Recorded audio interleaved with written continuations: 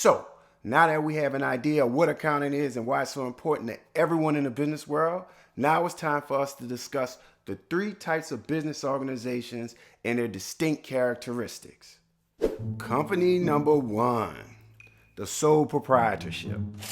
So when you think of the two words, sole proprietorship, sole meaning one, proprietorship meaning owner, it's basically just a business that's owned by one individual. For example, if you were to start a tattoo shop and you owned it yourself, you bought all the equipment and you hired people to work for you to do tattoos. Well, guess what? You're a sole proprietor. There's several companies out here in America that are considered sole proprietorships. Why? Because they're owned by one individual. So let's discuss some of those characteristics of a sole proprietorship. So, the sole proprietorship has a limited life, but the owner has unlimited liability to the company. So this basically means that in terms of the life of the business itself, it is limited to the life of the owner. So for a quick example, let's assume that I started the tattoo shop, right? And I drive motorcycles. I love my Harleys. And so I drove a motorcycle and unfortunately I died. He died chasing a Pokemon across a busy street. Well, the company itself, the tattoo shop, is no longer in existence. So basically, the tattoo shop life is limited to the life of the owner. So when we talk about the liability of the owner from a sole proprietorship, we know that the owner is personally liable for anything that goes on with the business. That's why we say that the liability is unlimited. So for example, assume that I have a tattoo shop, right? And I did a famous celebrity rapper from New Orleans tattoo. Yes, Let's sir. suppose that famous celebrity rapper from New Orleans tattoo was exposed to some very detrimental substance. And because of that, this famous rapper decided to sue the company that I own, right?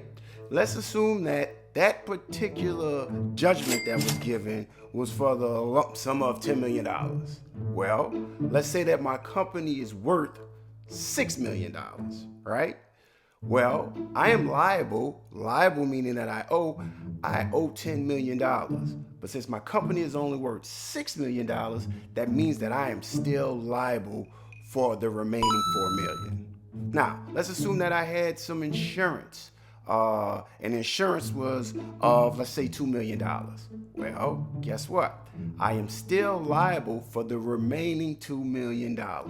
And because this is a sole proprietorship, it means that my liability extends to a personal level.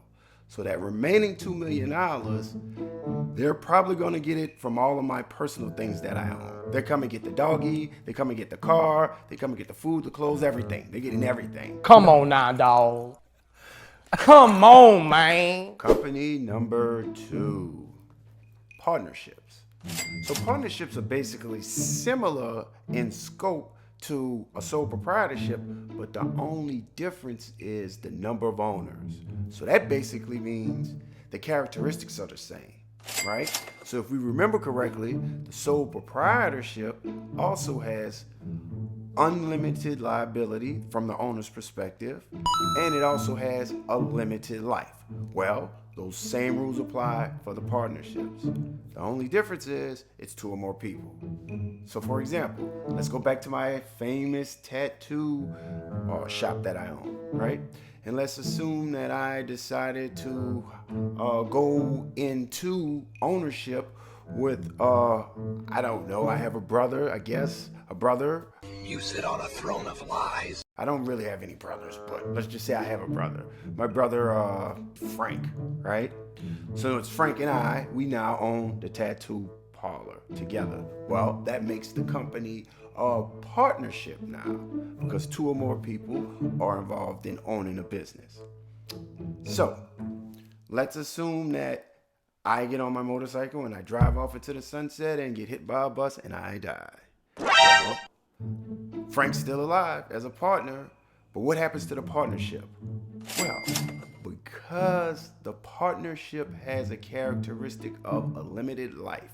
The minute that one individual who owns the company, one partner leaves, whether they're alive or not, if they leave the partnership, it is no longer a partnership. In terms of the liability, it's pretty much the same as a sole proprietorship, right? So let's rewind back to the famous tattoo that was done for a famous Louisiana rapper. Well, let's assume that now Frank's the partner. Well, long story short, everything functions the same in terms of the judgment, and since it's a partnership, Frank and I are both personally liable for anything that is owed from the business perspective, which means that they're coming to take my doggies, they're coming to take Frank's cats, his cows, or whatever Frank has, his animals, right? They're taking everything. So, from a partnership standpoint, it has an unlimited liability to the owners. Which brings us to last but not least, business number 3, the corporation. So the corporation has several characteristics that are different from the partnership and the sole proprietorship. So we're going to have a separate video that discusses those in detail. But for right now, we want to keep it simple with the 2 main characteristics. Now, from a corporation standpoint, first we have to identify who owns the corporation. In order to be a corporation, you have to have stock available to shareholders, which makes the shareholders the actual owners of the company. So you purchase shares of the stock, and on behalf of you purchasing shares of the stock, you now get a percentage of the company's profits or earnings, should we say. So in terms of a corporation standpoint, corporations have unlimited lives, and their liabilities from the owner's perspective is limited. So with that being said, it's the exact opposite of the characteristics for a partnership and a sole proprietorship. Just keep that in mind. So from the company standpoint, because a corporation is its own legal entity, it's a separate and legal entity from the owners who happens to be the shareholders. Let's elaborate what does that mean quickly. So basically it means that outside of the owners, the corporation itself legally is separate from the owners who are the actual shareholders. So that means that the corporation can buy things. It can pretty much do almost the same thing as an individual except get married. They can get sued, they can purchase things in their names, and various other sorts of stuff. And so from that aspect, the life of a corporation is indefinite, okay? So let's think about that. Let's say that I don't know, I have $100 in my pocket right now, and I want to buy some, let's say some Sears stock. I want to buy some Sears stock, right? I buy 1 share of Sears stock. Well, guess what? I am now owner of this particular corporation. So as an owner, I have to understand the fact that the life of the corporation, Sears, is unlimited to the life of me, right? So basically what happens if I was to get on my motorcycle again and hasta luego, right? Well, that company will keep going because it's a corporation. It has an indefinite life outside of the life of the owners. Now, in terms of the liability, we said that the liability is limited. So what does that actually mean? Well, if you think about it, from an owner's perspective, and by definition, the corporation being a separate legal entity, well, the liability only could extend from the owner's perspective on their investment, which means that the owners aren't personally liable for any actions that take place from the corporation. For example, let's say that I have shares of General Mills. So I'm actually an owner of General Mills. But for some particular reason, the Frosted Flakes had some very debatable things inside of it that caused people to get very, very, very sick. Coronavirus! Right? So again, a judgment was passed or whatnot. And let's say that the judgment is for $1 billion. People got really sick after eating those Frosted Flakes, right? Well, because I'm an owner, right, my liability only extends for up to the amount in which I invested in a company.